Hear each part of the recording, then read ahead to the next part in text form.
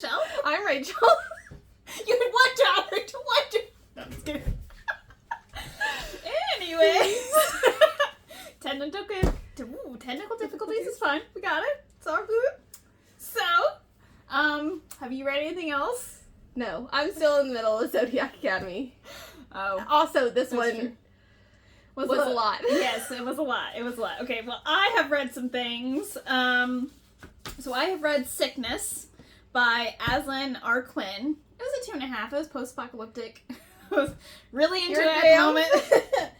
And then I actually picked up a manga that is kind of interesting concept. So I read Blame, the Master Edition 1, 2, and 3. The first one was a 4-star, and the other two were a 3.5 and a 3. Not bad, but me and my coworker like to talk about AI and stuff and how it's going to take over the world. You know. And so he brought up a really interesting concept of if you give a robot a task, AI, without any parameters, and the task is build as many paper clips as you can. Okay? And so they go through their suppository of, actual material. Yeah. And then it's like, well, I'm out of material, but I was supposed to make as many as I can. So then he starts taking down, like, the building and making paper clips. And so the thought of AI and not having parameters to safeguard, because obviously it's not human, so it doesn't think I was given one task. And so Blame is a lot like that, where they had AI build things and then no safeguards in process. Like there was no parameters or safeguards. The safeguard was like only certain humans with a specific gene could only give the robots like commands, and they're all extinct. So it's just the main character going through like so many different like settlements of humans just grouped together, because why would they need to like spread out, and they just like pockets of humans. It's scary, but it's a really interesting concept with AI. So I wanted to talk a little bit about it. So sorry. So AI in general. Yes. I think it's good to a certain extent, like with science and stuff. But generative AI, where you're making yourself into whatever, or Chat GPT, is useless. It's unfortunately the future. And I hate saying that, but also I see the good, but I also see the bad, because I wouldn't have thought about the paper clips. Like, that's not a big deal. Like, having someone build paper clips or build buildings, basically, and then not given any kind of stopping point. Like, we really have to think about that when creating AI or the new AGI or whatever you want to call it. So, scary. Okay. Also, it takes all our drinking water, so maybe stop using Chat GPT for everything. That's a very interesting concept as well. Anyways, but yes, I don't want to talk too much about it because I don't feel like I'm very intelligent, but just like the thought of it is just really interesting, but it also very scary. I am not a computer wizard. I don't know, no. But just the concept there, and to show that, that manga was actually made in the early 2000s before AI is what it is now. So just the thought process of people had these thoughts back then, and goosebumps. Just scares me a little bit. But I thought it tied in really well with our book. Yeah, which is all about science. All about science. So much science. I had to look up so much stuff. Anyways. I just went with it. I was like, okay, that sounds good. So the bad thing about this book, so we don't have a physical copy of it, so imagine insert book here. So we are covering Project Hail Mary. It's our sci-fi pick by Andy Weir, right? Yes. Okay. Yep. I could say that. Maybe nothing else about this book I can pronounce, but I got you. Yeah, I don't know where am I. the science. Science. Yes. So Obviously, our sci-fi pick. yes, it was very, very much sciencey. So the interesting thing about this book, before we kind of get into the plot and everything, is some of the science is factual, like based in reality, and some is made up for the book. Yeah, well, obviously, we have Yeah. Rocky. Yes. And a whole system of things that eat stars, pretty Yes, much. Yes. So it's always kind of nice when you can kind of tie some things into reality and show how, like, different things could get pretty quickly based on, parameters. Sorry. Got into, like, a science hole here, okay? I'm sorry. Okay. Science hole real bad. I even got some, like... Because we like science. I mean, it's interesting concepts. I wish I had studied a little bit more. So, listen, this had a lot to do with, like, the chemical makeup of things. Yeah. And my brain doesn't do well with chemistry. I would like to learn more, but yes, I'm not great at it. Our chemistry teacher was something else. He tried his hardest. There you go. That's all we can say about it. Okay, so do you want to try a super short summary?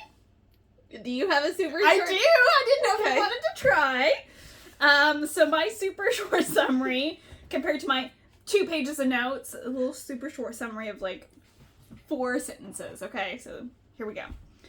Junior high school teacher Dr. Raylan Grace awakes aboard an interstellar spaceship with no memory and gradually recalls being part of a mission to the Tatsite system. This is where I want to struggle. The system, Okay. the star, Tatsite. Tassetti. Yep, nope, not even gonna try that. To save humanity from an alien life form causing solar dimming. So, star siphoners. As he works on the mission, he forms a relationship with a alien named Rocky as they collaborate to stop a cosmic threat affecting both their worlds. Yes. And Rocky is pretty much The main a character. big rock. He stole the show. But yes, he is. And we love him so much. He is a rock spider. Just imagine that. Yeah, that's pretty accurate. Rock spider. You know what he looks like if you watch the movie. Yes. Yeah. I want to say the size is a little different from like the book, but Probably. But it was also, in the movie, it was a puppet. So it wasn't like that was interesting. animated. Oh. That is cool. They made him a puppet. That is cool. Okay, I didn't know that. Puppetry. Puppetry. Okay. So now that we got the plot summary, what would you like to talk about? I have a whole list of stuff, and it's all science. All science. All the science. Okay, like it's okay. Science rocks. Well, you're welcome. We're putting a bit in that, but that was pretty good. Okay, so I thought we would go by, like, first, I should have done this first, but this month is award winning. Yes. So I wanted to highlight the awards it won, so kind of tie it in. So it won the Audie Award in 2022 for science fiction and audiobook of the year. And also... Which it was a good audiobook. Was I it? listened to it because I was like, this is going to be a whole lot of science and they're going to throw things at me that I'm going to kind of understand, but it'd be better if I listened to it. How was the musical parts in the audiobook? It was good. Did it, like, have Yeah. the music? Okay. That would have been... It would have been interesting. I didn't read it in the traditional sense that I usually do, because I usually read it on Kindle. Kindle, I didn't want to pay the price, so I got it on Google Books because I had some play credits for various reasons, and they do not have like the speak out loud feature. You can't make it go faster or slower, and I cannot do normal speed. I just can't. Well, I got it from Audible because that's the only way you can get the audiobook. Oh, gotcha. Is Audible, which sucks. But we're not going to go there. No worries. So it also won the Goodreads Choice Award in 2021 for science fiction. I know Goodreads is kind of a hit and miss, but the Audie Award. Audie, yeah. Audie, yeah. I was like, that doesn't sound right. Like, yes. Audio with an E. yes. Thank you. So I just wanted to highlight that since, we are trying to do award-winning besides our 2 bonus books. Yes. Bonus books for August. Okay, sorry. Okay, so, do you want me to start? You want to start? You go for it. Okay. So I kind of like that the book kind of speculates in discovery. So, like development, speculate design, and this is all guesswork. And science is just kind of like that.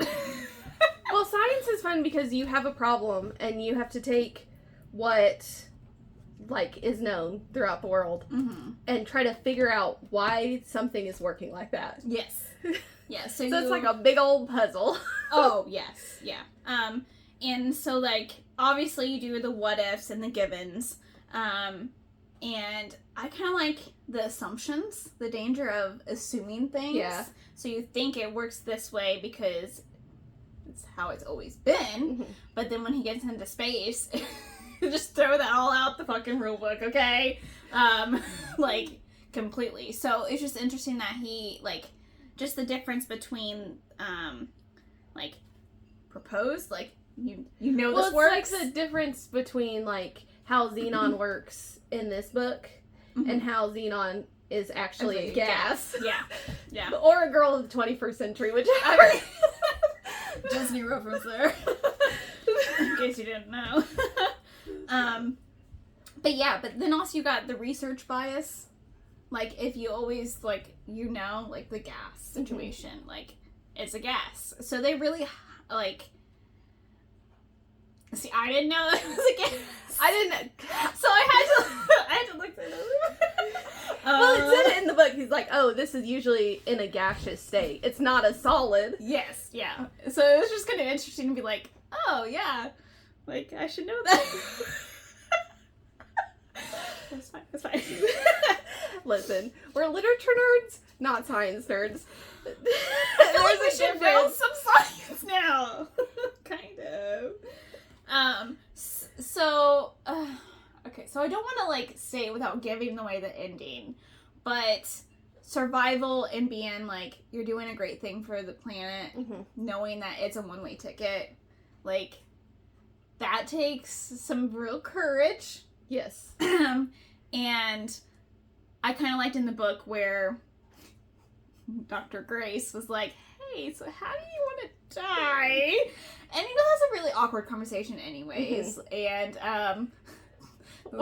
one lady gets heroin. I was like, excuse me? But I kind of understand. Like, she's like, I've always been good. I've never done anything. And she's like, I heard that it's good. And, like, and then Stroud just being like, oh, I can get you anything. You want heroin? Yeah. I got you.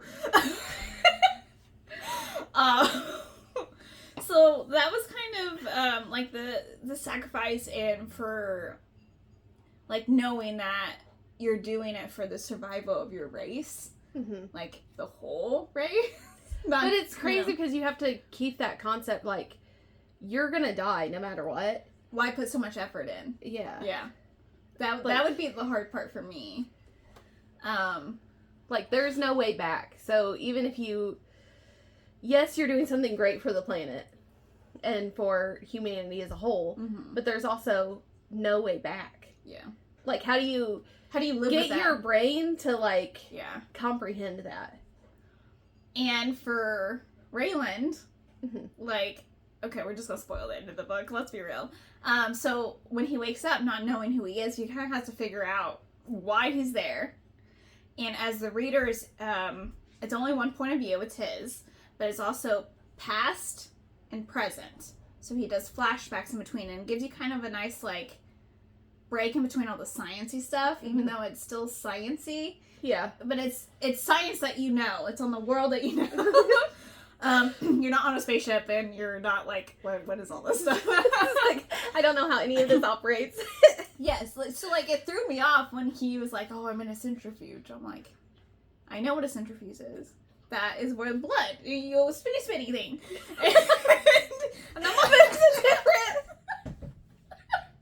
When it comes to, to space, though. I know, but I didn't understand. My brain was like, why does he keep thinking he's in a centrifuge? That is not. No, what? And you don't find out until like 60% in of like why he keeps saying that. I'm like, oh, Yeah. I should know. And even the picture in the front should include me in. Because in the front of the book, it has 2 pictures of the spaceship. My brain could not comprehend. It could not compute. Okay, I just flipped past those. This is like a map. No, I was like, okay, this doesn't make sense. Is he dumb? He's dumb. That amnesia fucked up his brain. He doesn't know what he's talking about. That's where I went, and I was really worried about him.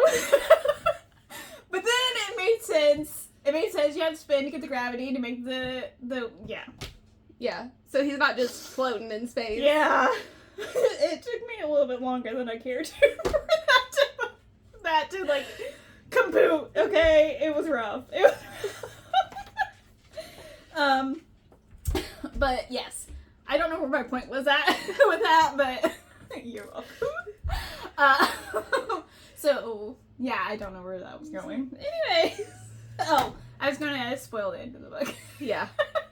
So like he's trying to figure out like why he's there, what his purpose was, and he had to come to the realization that it is a one-way ticket. Yeah. And he chose to sign up for this.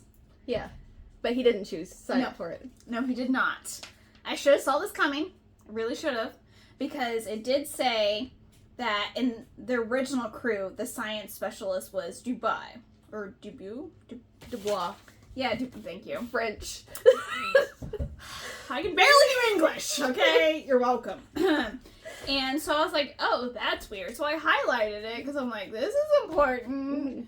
And then I should have realized, but you don't like find out until 80%-ish. Yeah.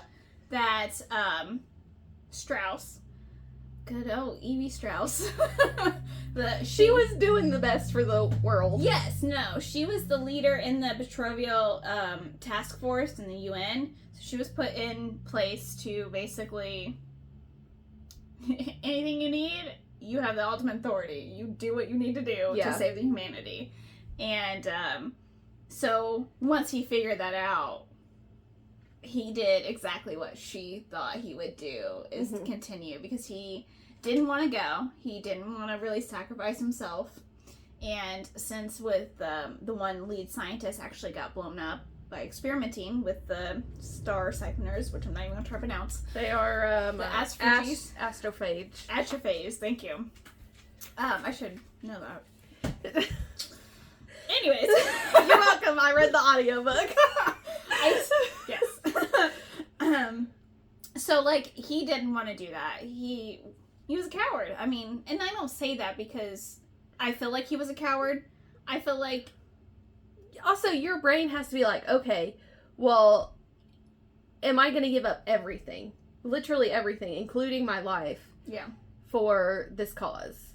Yeah. And he'd already given up, like, so much for it. Yeah, at that point. He helped, so he was able to breed them. That's why he was put on the project. He fought to be on the project, but he didn't want to be a part of the spaceship. Yeah. Because they had someone that was more qualified until they decided to blow themselves up. Both of them. At the same time. They were fraternizing. They were fraternizing when they blew up. No, but no. Yes, let me take that back. Yes, you are correct. But they had redundancies for a reason. Yeah. They should have never been in the same room alone. Like, they should have never been in the same facility together. Like, that should never have been. Yeah. Because that is a true point of redundancy. That's why you have a backup. Mm-hmm. And honestly, they should have had a backup of the backup. Well, they did. It was him. But he didn't get told that. No. He did not. So it was kind of crappy that he didn't sign up for this, and then he basically, when he was trying to find out, like, he was like, oh, well, I signed up for this mission, so I knew it was a one-way ticket. And then knowing that he was betrayed by Strauss, like, that gut wrenched me so hard. I was like, you butthole! Like, oh! And so the captain was like, the commander, I'm sorry, it's not the captain, was like, well, if you're not willing, like, we're not gonna force you. Yeah. And Strauss like, I'm gonna tell everyone you said yes, but we're gonna put you in a coma. And you're gonna forget anyways. Yes. Yeah. So,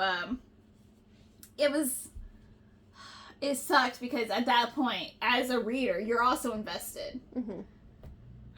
I already knew that going in because I watched the movie. Well, you know what? Shush. But the movie did make me cry. But the book did not. I was ready to say, when you said that, I was like, oh my god, I'm in for something. And I'm like, listen. I didn't know. Companions, they get me every single freaking time. Every single time. Yes. Yes, I know you love a little, yes. Yeah. Yes. Like I said. A little creature, a little companion, anything. So, Rocky is an Iridian engineer. My god, sorry. My phone's blowing up. And Rocky stole, like, once he got introduced, he stole the show. Like, it was, once they were able to communicate, like, that was my boy. It just, like, hits your heart. I'm like, oh, God. And I wanted to read the book before I watched the movie, so I was like, I can't do it. Anyways, I did. The part where it goes wrong for them, where they're trying to pull the stuff, not the astrophage, the stuff that eats the astrophage. It starts with a T. It's the whatever. Tumbomi. It's that one. Okay. The Predator. Yes, the Predator. We're going with that because that's what I was gonna say. Who eats the astrophage, and then they kind of get like something goes wrong. The hull busts is what it happens. Yeah, the fuel tank got melted. Yeah. As they were trying to get the sample from planet Adrian. Yeah. So the astrophage is drawn to a heat source, and then it goes to some place with carbon monoxide? Dioxide? Shoot. It's one of the carbons. I think it's dioxide. I know that the predators hate nitrogen. I don't know, Rachel. I think it's dioxide. Yes, regardless. We're going with that. Science. So carbon dioxide. I was right. Kind of. I was getting there.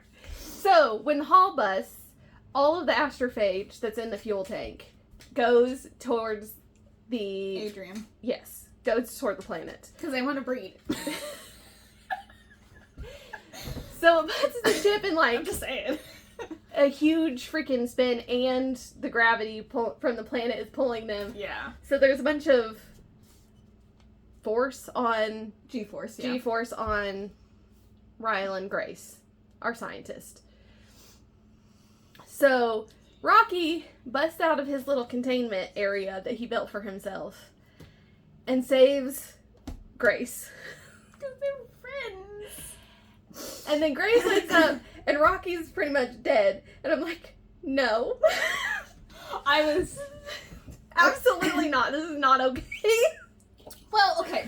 So taking a step back, like... Sorry, finish what happens and then... So Rocky is in a state of, like, sleep for 2 days, I think. Mm-hmm.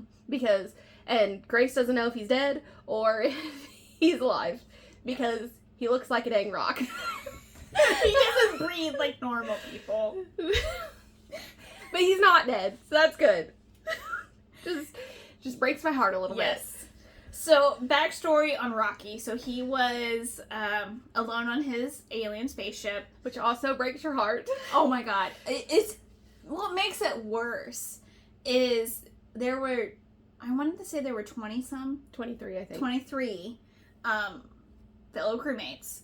And they all died, which we find out, well, Dr. Grace finds out that it was from radiation poisoning because they don't see, they use echolocation, and so they think space is just empty and they don't really realize the scientific stuff behind space. If that makes sense. Well, also they don't have radiation on their planet because the gravity is so heavy. Yeah. So the radiation doesn't get to their surface. Yes. So, to Rocky's point, he was alone on a spaceship for 46 years by himself. Like, he didn't want that. Like, he would rather die than be alone again. Yeah. And I completely understand. And also, like, in his, like, world, they watch each other sleep because they're basically in a state of paralysis where they can't move or do anything. Yes. So, which Grace doesn't get in the beginning. He's like, I watch you sleep, scientific. So he's thinking, I guess that's scientific-ish. Like, yeah, you okay? So that's what he thought. I mean, he wouldn't know. Like, get into it later, but like in the beginning, he was like, well, maybe he just wants to watch me sleep. Okay, I'm an alien to him. Okay, all right. So it makes it even worse that, like, he sacrificed himself. Freaking, the movie made me bawl. Like, bawling. See, you told me that you cried, and I was like, oh no, when that stuff was happening with Rocky, I was like, I even text Skyler, no, Rocky! And he's like, spoilers, because he was wanting to watch the movie. And I said, I was like, oh my god, Rachel cried. He's not gonna survive. I'm like, oh my god, I don't want to, I'm teeing up in this book. I was so upset, but it worked out. I just needed some patience. He survived. But it just hurts your heart. Oh, it was touch and go there for a second. I was like, okay, if he kills Rocky, I don't know if I can finish this book. I don't Rocky, know. I'm out. I'm sorry, Rachel. You're just gonna have to go for the rest of it. But he lived, and we're okay. We're happy. It's all right. Well, I knew going in because I'd seen the trailers from the movie. Mm-hmm. Okay, so I knew going in. I was like, if something happens to this rock creature that I don't even know the name of at this point, I'm gonna be mad. Oh god, yes. Ooh, I was, yeah. Because I get attached way too fast. Yes. No. I legitimately, like, Rachel, why did you tell me this? I was like, okay, mentally prepping myself for him to die, and I'm like, okay, I'm okay. I'm alright. I didn't tell you why I cried. I just said I cried. I know, but when I came to that part, I was like, oh no, this is why. Because I know you like companions, and I was starting to love him, and I'm like, oh god, no, You can't help but love him. Oh no, he's so cute, and I just love it. For a spider rock creature, I love him so much. For being an engineer and not a scientist, he's smart. Yeah. Like, smart. And it was just like, oh, I can make that. It's like, I love you. Like, it was so cute. Got cuteness in direction for a rock. Yes! And I don't like spiders. And I'm like, oh, it's okay. It's alright. It's a spider rock. How? It's fine. It's fine. We love him. But where were we going with Rocky? Oh, yeah, that's why. I was just like, that's why he chose to sacrifice himself and stay. Mm-hmm. Like, I kind of understand where he's coming from. Like, he had no one to watch him sleep. Mm-hmm. And so he was scared of that. And then he didn't understand why all his crewmates died. Yeah. He didn't understand that until Grace explained to him why. So, like, for him, he was just like, I don't know why I survived. And so it was just like, Like, it was, oh my god. I was just like, he's like, I can't go through this again. Grace, I got you, man. So, like, I totally get his mindset, like, 100%. But it still hurts your heart. Oh, no, 100%. 100%. Because you can't make me love something and then you just rip it away. This is why I don't like animal movies. I mean, that's pretty true. So, I'm wondering, did you notice that Dr. Grace never cussed? It was always, like, holy moly, or... No, but it makes sense because he's a teacher. Yeah. I didn't realize that until he said, you know, there's... What phrase is it? Something pissing, but he said peeing. Oh, a pissing contest. And he said peeing contest, and I'm like, huh? Like, what? It doesn't make sense. But then that clued me in to be like, oh, well, he said holy moly. Wait, have I heard him, like, cuss at all? I just wanted to bring that to... Because he's a teacher. Yeah, I wanted to bring it to your attention because I picked up on random shit. And that's okay. Might have not understood all the science, but I understood he didn't cuss, so, you know. We're here for it. Yes, I have a potty mouth. I'm trying back. Okay, so, what are your thoughts on this? So, I don't think it's Dr. Strauss, is it? No, I think it's just... Strauss is, like, the leader of this project task force. How do you feel about Earth as a whole, humanity as a whole, coming together in a scenario of mass extinction? Like, is that good or bad? I think it's good. I also think there is no reason why we can't come together as a people. The only problem is our leaders. Because if you look at the footage of FIFA stuff, you have two teams from different areas of the world, and all of the fans are getting along. There hasn't been any, like, major, like, conflict issue with fans from any country. Okay. So we can do it. But the only thing that's standing in our way is our political leaders. I didn't go in more in depth than that, but my thought was, why does it take a mass extinction for us to come together?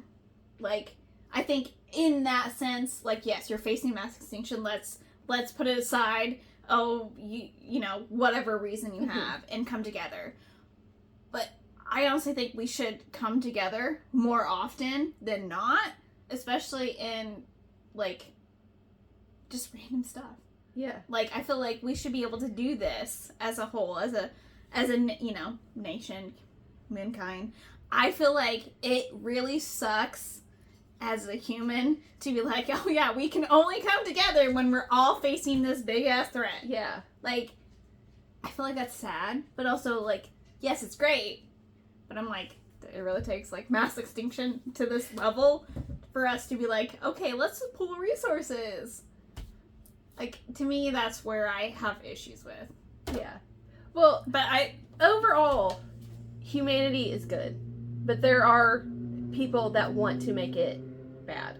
Like, if we could, as a whole, as a world, like, complete something together, like, even getting to, like, space, a different planet, Mars, for example, we could do that easily if we all teamed up. Yeah. I know there's language barriers, but we can, there's translators at this point. There's AI translators. You know? Yeah, no. I kind of liked that. I liked in the book that everyone came together. I think we need more of that line of thought process. But I just feel like it's really sad to think about, well, we can only come together if we're all facing this one threat. Like, it shouldn't be just that one threat. It should be humans working together. Like, we are killing our planet. Like, why can't we solve this? Like, I don't know. I just kind of... Also, people like to deny science. Which is an issue. That's kind of true, if you prove something with an experiment over and over and over again, why is there people that are still like, no, this is not how this works? That's a very good question. Why? You know? Yeah, I know. I get it. It's just, I think it's great, but also, like, I don't know. Just the level of, like, oh, we need that big of a threat for us to all to come together? Like, come on! But, yes. I was just wondering your thoughts on it. We can do it if we wanted to. Oh, yeah, 100%. So, I kind of liked that Dr. Grace was a junior high school teacher, right? And he was the main scientist on the astrophage.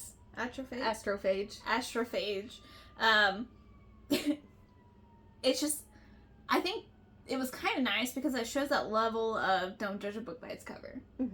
Like, yes, he's only a junior science school teacher, but he has a doctorate in I can't say it right at the moment now. Now I can't say it.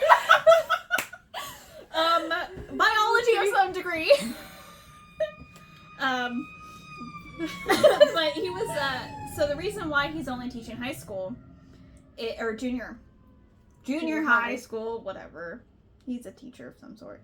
So he was shunned from the higher education community for his paper on why water lacks importance for evolution. So that's why Dr. Strout came to him, or Eva Strout, came to him because they thought, because it was so hot in the sun, that there is no way that they can be made of water. Yeah. Proved him wrong. More wrong, because no one believed him anyways. But it was just interesting to kind of, like, that thought process was sound. Like, you would think, yeah, they're near the sun. Nothing can survive near the sun. But it kind of opened up a whole new, like, he was like, I don't even care that I'm wrong. Like, I want to do this for my kids. He doesn't have kids. But, you know, he's a teacher. Yeah. So those kids. I just wanted to preface that, just in case. So I thought that was kind of interesting. It just adds another layer of, like, yes, someone could be really intelligent, but Morgan's a teacher. Not that they're not intelligent, but it's just don't judge a book by its cover kind of thing. And I kind of liked that, like, little layer of. Yeah, well, he loves science in general. So, because you have to love science to get a doctorate in. I mean, that's true. At that level. Yeah. You know what I mean? Get it. Like, I get it. Anything that you study at that level. Molecular biology. I'm sorry. I can finally say it. You have to love that subject. Yeah. I agree with you on that. But also, I would argue if you're getting a dang doctorate, you better like something about what you're studying. Yeah. But yes. We already kind of talked about this book was very science heavy. Yes. And it goes back to the author's background in computer science engineering and the scientific accuracy of certain things. Obviously, aliens have not been proven, but has not been disproven. So, well, technically it's been proven. Things coming out about aliens. Yes. Because our own government said that they're real and just glossed over it. Yeah, aliens are real. And the weather.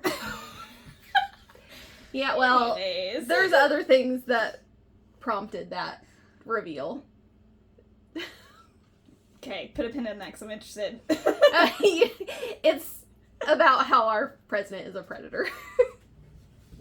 And ever since okay, all right. So another thing that really kind of made me mad about this book is usually anything science related, it uses the metric system. Yeah. Because we're American. We do not use the metric system. And I didn't really learn conversions. Because we learned conversions, but I forgot all of them. We learned them, but we really learn them? Yeah. Yeah. It was one of those, why am I learning this? We don't need this. Anyways. Because our country is ass backwards in every way possible. So I kind of wanted to throw this tad bit of interesting fact in there, because the metric system is actually known as the International System of Units, or SI, and United States I've always thought it was just the imperial system. That is not accurate, because Britain is the British imperial system. They kind of use the same concept as we do. Mm-hmm. But United States, of course, has to be different, and ours is the U.S. customary system. Mm-hmm. Yeah. Why? Anyways, so I learned more about my own country. You're welcome. Because we like to do things backwards. I wish we didn't even do that. I wish it was standardized. Like, all of us are learning the same things. And the freaking... everywhere else, their level of measuring things makes fucking sense. Oh, yeah. Ours, it does not. It's all willy-nilly. I'm very angry about this. And if we switched over, it would be really great, because we'd all be on the same thing. We don't have to do the stupid conversions in our head. Or on paper. But you know how many jobs it would give people switching over, really just anything that has miles. So, like, everything on the highways, speed limits, like, please do this. Temperature. Oh my god. That was a struggle for me with this book. And that's why I kind of brought it up, because everything degree temperature wise was in Celsius. And I'm like, okay. Don't know what this means. I know. I was like, 200 degrees Celsius. Okay. I need translations. So we're using joules to measure something? Yeah. I learned about joules, but I forgot everything. I know. I was just like, the micro and the nano. I'm like, it made this book hard for me, and I hate it because I live in the United States. It's okay. So I commend everyone that has to use the metric system, because we struggle with it. It's true. When they get Rachel, I'm not lying about it. So I had one more talking point, and then you can, whatever you want to talk about. I'm not going to talk about me crying again. No, let's talk about your feelings. Are you mentally okay after my movie? I don't know if I'm ever mentally okay. Are you mentally okay after reading the book? Because I felt like it was a little bit more traumatic, but it's okay. I don't know. I was traumatized, so the movie was a little traumatic, and I watched it in 70 millimeter. So for the people that don't know film, good, bad, what does that mean? It means I don't. It's on film, for one. It's not digital. Okay. And for two, we went to the State Museum to watch it. Okay. And that is the biggest screen in Indiana, if not one of the biggest in the United States. Okay. Thank you. Skylar asked me, and I was like, film stuff. I knew it was important, but I didn't want to speak to it because I had no idea. So thank you. You're just learning a whole bunch of stuff today, guys. Okay, science rocks, y'all. Yes, science rocks. I mean, I had to throw it in there again, Okay, so the other talking point I had was transcending language barriers was really cool in this book. Mm-hmm. Because Rocky is Iridian. Right, Iridian? Yes.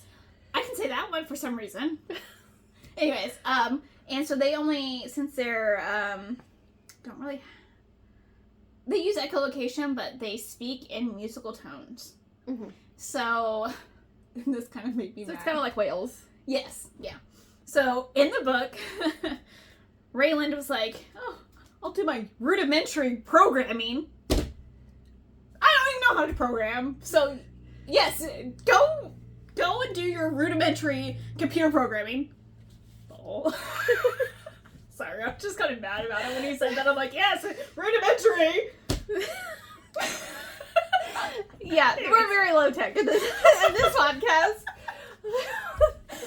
I was just like, forget you, sir. system of where it recorded what Rocky said so they can kind of communicate, and then it would automatically translate for him. And then it became after time, it became Raylan didn't really need the computer because he recognized the tones. Yeah, the tones.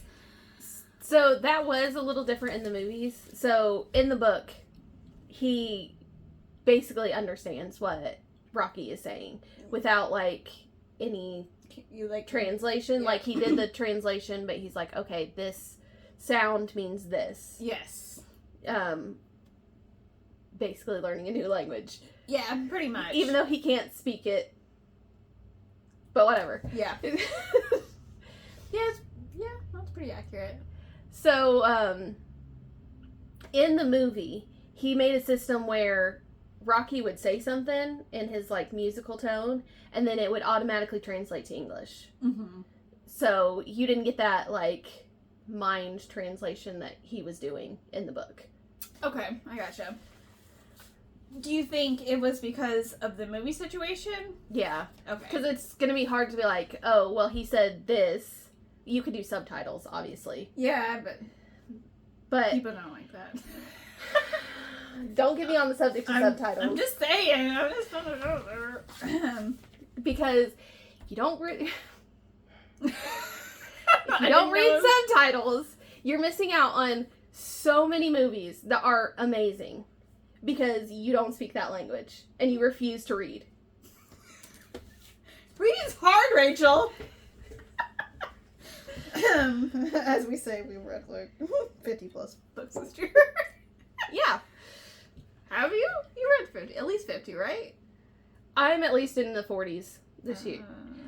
Listen, I went down a BTS rabbit hole, and I'm still in that rabbit hole. I was gonna say 100 plus, but I was like, I don't think she's read 100 yet. Not yet, no. Okay, so you watched the movie. Yes. Okay, so I did not. So, what was the biggest changes? Well, the translation. Okay.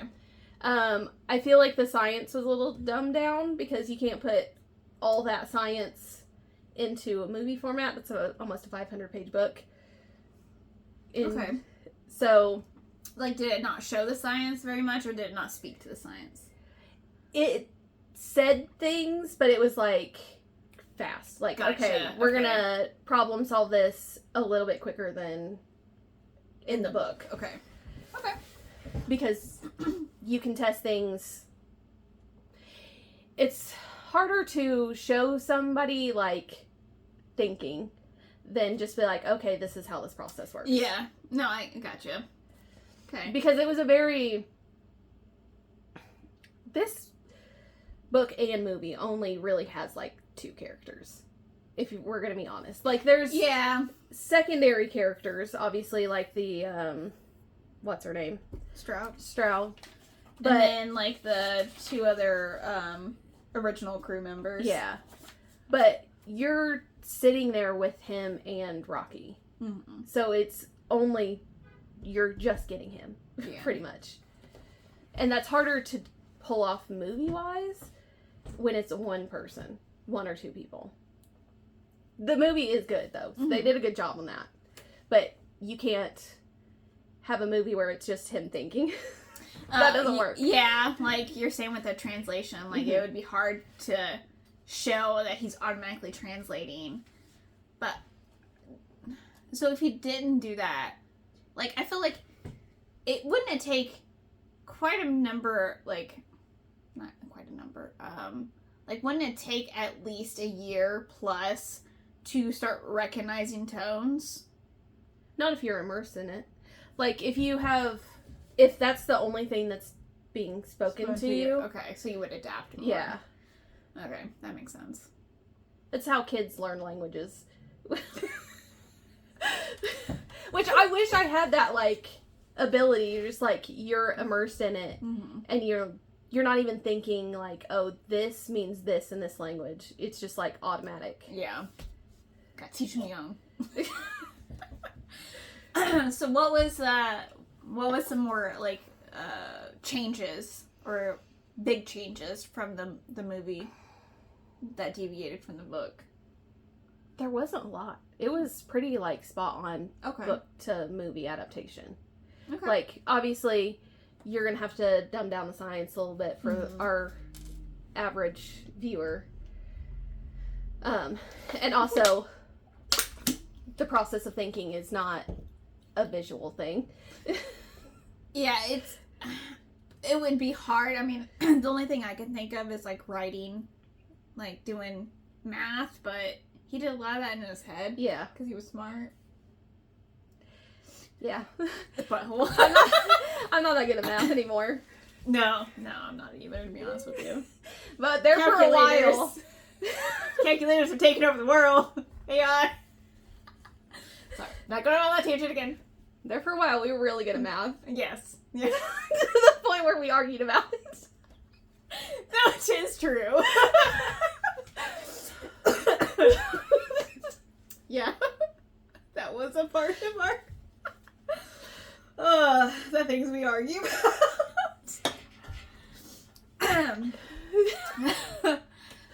Did you like something better in the movie than in the book?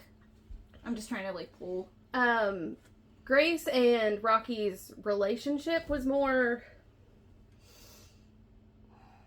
I don't know how to put this. Was better in the movie for me. Okay. Like, you got a better understanding of how they kind of, like, worked. And you also got a little bit more of Rocky's, like, little weird quirks. Like, when he asks a question, he says question afterwards. Oh, I know, that's cute, isn't it? I love that in the book. I just thought it was more of a, like, so, like, in Japanese, like, if you're asking a question, there's something that goes at the end, like, as the question mark, but ours is just the question mark. Yeah. So I kind of understood it in that fashion. I'm like, oh, it's just a language thing. So that's where my brain went. Okay. And fist my bump. he's like, that's not right, but okay.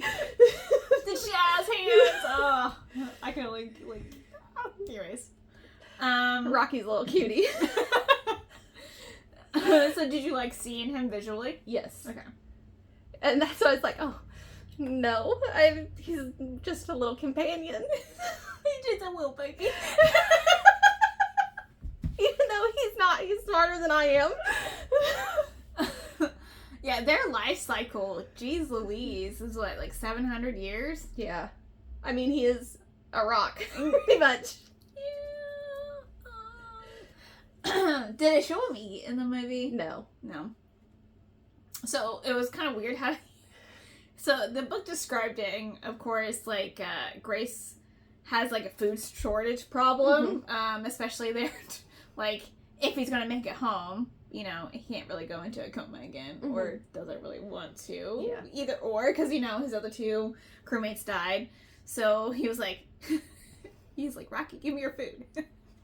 And Rocky's like, no. And I didn't go into that either about like Rocky's food versus Grace's food at all in the movie. Oh, okay.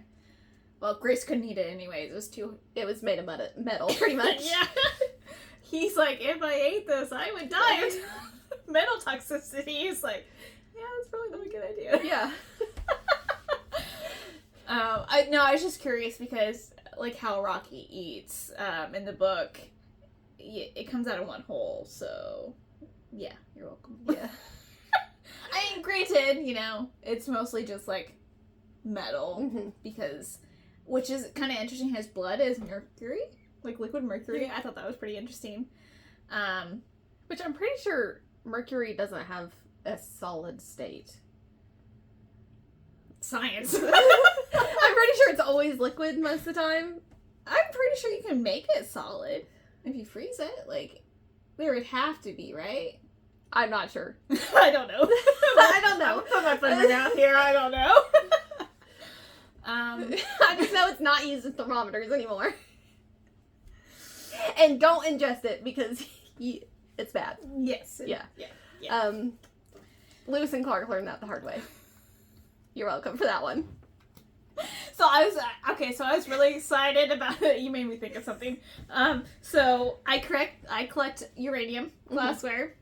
And so they talked about uranium a little bit in the book. I was like, I know what that is. I was pretty happy. Sorry, science. Well, I read a whole book about bad, like, medicine. Oh. So, like, back in the day, people were just using mercury to cure things. Like, how about we don't? Well, I mean, if it worked once. And, like, arsenic. Oh, yeah, arsenic, yeah. Put that on wallpapers. Everybody's dying. People didn't understand. Put okay. poisonous things in makeup that's eating away at your face. Yeah. Yeah. No. So the the point of that is don't wear makeup.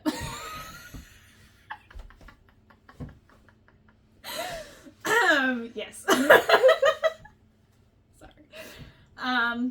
Anything else about the movie that you want to talk about, I guess? Or about the book? So, I am going to point this out because I'm a fashion girl. Okay. There is a sweater that Ryan Gosling wears. Okay. And it's a fox sweater. The one that's all over the internet? Yes. Yeah. I need that sweater. He made that company blow up because of that movie. And yeah, that's well, the only reason I know that sweater. That pattern was wolves to begin with. Mm-hmm. And the costume director made that pattern as a fox. Like, he changed the wolves into foxes. Oh, why? Less threatening, I guess. Oh, because he's a teacher. You should, Mm-hmm. Yeah, okay. Interesting. But I want that fox. Well, I'm sure you can find out. I know. Okay, anything else before we get into our ratings? I don't think so. Okay. I think we're good. What was your rating? 4. Okay. Even with all the science that I understood but didn't understand. It's a 4. Okay. I give it a 3.5 because it was very science heavy and I felt dumb reading it. I felt like I had to look up a lot of stuff that I feel like I probably should have been taught in school. American education system failing us again. Yeah. So that's the only reason why it didn't take away, but I felt like if I wanted to understand the book a little bit more, I needed to understand more about the science stuff, especially in the beginning, because I'm like, oh god, I don't know anything about these. This book is also not a, like, casual readers type of book. If you don't like science at all, like, if you're not interested in science, it's you're not going to Yeah. read this book. No. And I have not read his book, but I have watched the movie The Martian. And thinking about, I like his writing style. Andy Weir's writing style is phenomenal. That's how I would write if I wrote a book. Like, he was very, like, down to earth.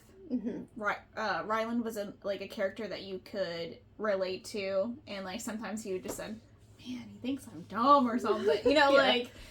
So that's the kind of writing style I would have, and it was refreshing to kind of have that, not really breaking the fourth wall, but kind of that like little, like, a little bit more thought into his thoughts. I don't know. Like, I kind of really liked that about it. So I read The Martian. Well, I listened to The Martian, which is also reading. Audiobooks are reading. Was it really science heavy? Because I feel like the movie was because he has to figure out, like, how he's gonna live on Mars. I don't know if I could read that one, to be honest with you. So the audiobook, if you get the audiobook, you have to do it through Audible again. I'm too cheap, Rachel. You should know this. It's read by Will Wheaton, which is he's in Stand By Me. Okay. He's also in Star Trek Next Generation. Okay. So he's very, like, science nerdy too. Okay, gotcha. But he does a good job, like, with The Martian. Okay. Yeah, I was thinking about that when I finished this book, and I'm like, I don't know if I have it in me to try that one, just because the movie was very science heavy and you didn't really see a lot of it, just probably for the same reason. And the movie, you didn't see a lot of, like, the sciencey part, because that's hard to He's also, translate. in The Martian, he's literally by himself. Like, there's nobody else with him. Yeah, he goes a little stir crazy. Yeah. Yeah, no, I gotcha. But yeah, I gave it a 3.5 just because I felt like I needed to research some things before. Which is fine. Yeah, no, it was still a really good book, and I really liked his writing style. It's very unique. I don't think I've read anything recently. I'm not gonna say ever because I read a lot of books. But I did really like it. Yeah. But entry sci-fi, getting into sci-fi, this is not the book for you. No, it's not an introductory book. That's for dang sure. But it is if you already kind of have an interest in outer space and the science around, like, proving the impossible and making it possible or probable. And so, yeah, it's not really an intro sci-fi book. Nope. I'm sorry, it's not. Pick something different. Yes. This is not it for you. Work your way up to it, because it was a really good book, and it was a really good book. It's good. Yeah. It's just, if you don't expect that much science, or if you expect, like, junk science. Yes, yeah, because sci-fi does do a lot of junk science. Yeah. Where you just have to accept whatever they're saying. Yeah. Yeah. This is not for you. Yeah. And I almost feel like it's a mixture just because of the alien piece, but it is still a lot of human science. Yeah, you get a lot of actual science. Yeah. Yes, 100%. So what was your science score? This is a 5 for me. Yeah. I agree with you. It was very, even if there's some junk science in there, it is still very heavily in science. I mean, they're both, well, Rocky's not a scientist, but engineering has to do with a lot about physics and all that stuff. But, yes. Okay. Anything else you want to talk about? Project Hail Mary? No. If you watch the movie, though, because it is good. Okay. I will. I just didn't have enough time. It's not on streaming yet. Yeah, it's like 2.5 hours, and so I was like, it's fine. It's alright. I'm eventually gonna read it. Or watch it. I get to go see the Odyssey in 70mm too, and I'm excited about that. Okay, so our next book is The Vegetarian by Han Kang. I looked up how to say her name, but I'm hesitant always. That's our horror pick. Our romance pick is, do I say Bridgerton? No. Okay. The Viscount Who Loved Me by Julia Quinn.